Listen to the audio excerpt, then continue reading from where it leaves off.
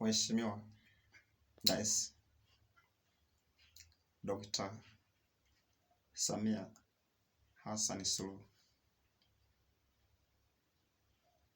kuna ombezi binafsi kwangu ambalo sikulipenda katika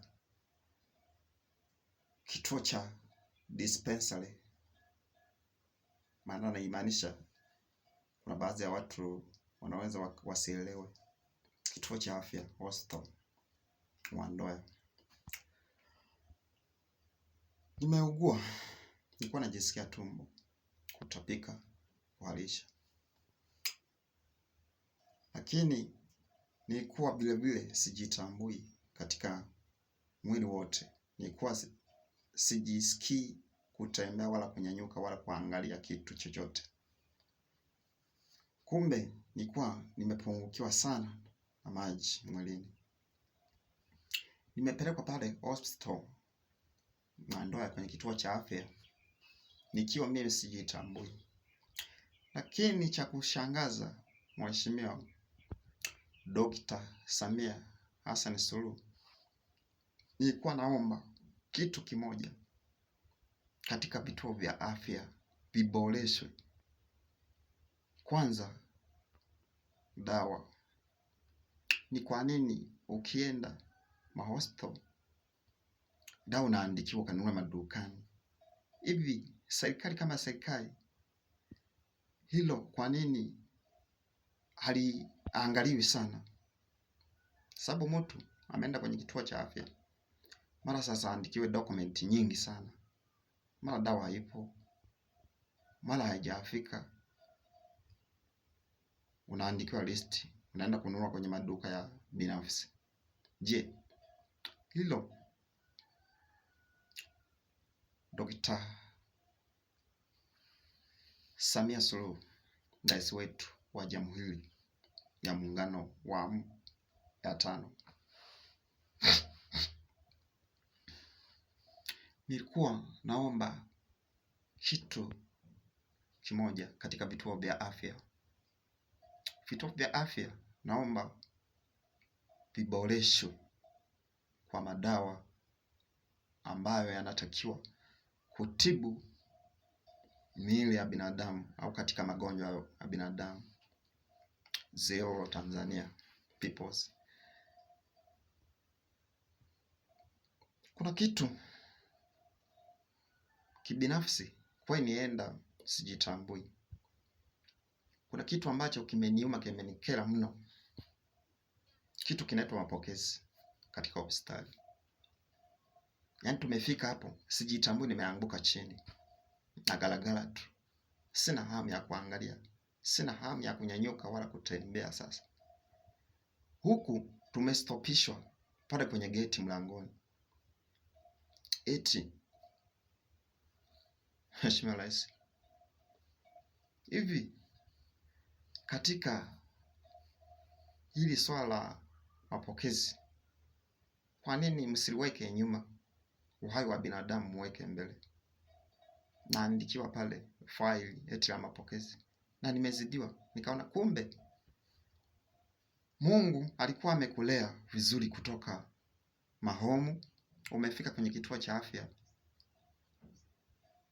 maswala yakaendea yani kama vile hujafika kwenye kituo cha afya.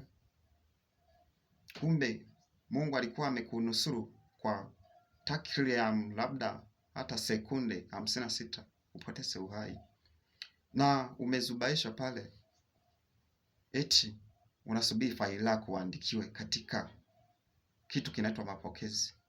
Mimi hilo limeniuma sana na limenikera. Kumbe alimanusura, kumbe hata unaweza ukapotelea humo hospitali na umefika kwenye kituo cha afya. Unasubiri eti faili uchongewe uandikiwe faili mapokezi. Mimi sikuona umuhimu kwa sababu nilikuwa sijitambui, nilikuwa na hali mbaya. Kwanza hapo ingekuwa moja kwa moja mpaka kwenye sehemu ya mganga. Kumweza mganga, nafanya kipimo, atakupatia first ID. After zela utapatiwa first ID kit. huduma ya pili. Sasa Mheshimiwa Rais, nilikuwa naomba hilo katika vituo vya afya, una wapokezi wao wanaangalia kwamba huyu mgonjwa yukoje na amezidiwa kiasi gani. Ndio namzuia sasa kuhusu hilo. Mimi silipingi, ila sasa pale wazingatie sasa wapokeaji wa wagonjwa. Anaweza mtu akapoteza uhai pale pale, eti ulikuwa unafanyiwa mapokezi, unaandikwa mapokezi. Mimi hilo kidogo nipoteze uhai, alimanusura uhai wangu upotee. Juzi kati tu hapo, ndio na siku kama 7 hivi nimetoka hospital. Nilikuwa nimeugua, nilikuwa nasumbuliwa na tumbo. Sasa hivi nimepona, najisikia vizuri. Na Mungu naomba anisaidie ili changamoto na hii shida nayo hangaika nayo ya tumboni, Mungu namuomba aniendekeze vizuri. Mheshimiwa Rais, mimi nilikuwa nakuomba hilo ni ukatenga hela au fungu fulani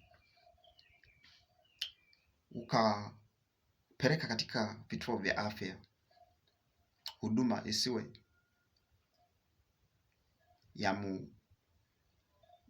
ya kuunganisha na dawa ipo. Mara naenda Uganda, mara naenda mkoani Nyaumate.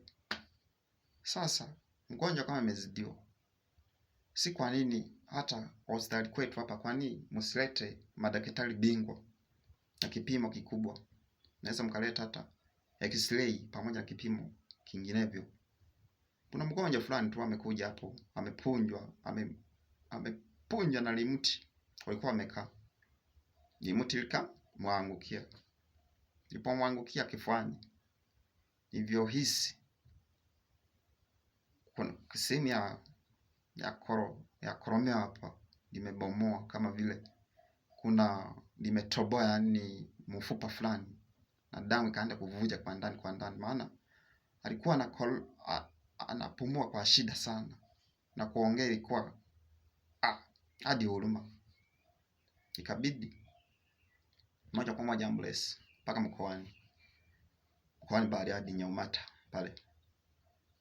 Sasa Mheshimiwa Rais, katika sehemu yetu ya Wandoya ni sehemu nzuri ya kituo cha afya ya watu wengi. Ni kwa nini wasilete madaktari bingwa pamoja na vile na vipimo vyake pamoja na dawa vyake? Mheshimiwa Rais, nilikuwa na hilo tu nimenikera katika moyoni wangu. Sikulipenda na sikulisalimia katika moyo wangu. Ila pamoja na hayo yote, ni mpaka upitie changamoto zote.